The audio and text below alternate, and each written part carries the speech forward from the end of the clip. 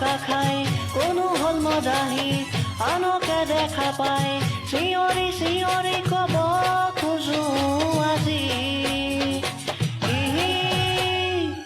মদাহীয়ে চলাইছে অসমখন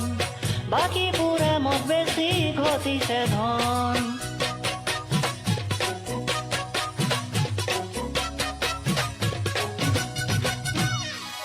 শাক চব্জি বেচিলে হয় বেপাৰী মদৰ দোকান দিলে হয় লাখপতি এয়া হল অসমৰ প্ৰগতি আৰু লাগে নেকি উন্নতি যিবোৰে কথা কয় মদটো বেয়া বস্তু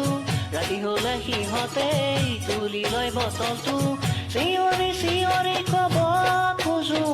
আজি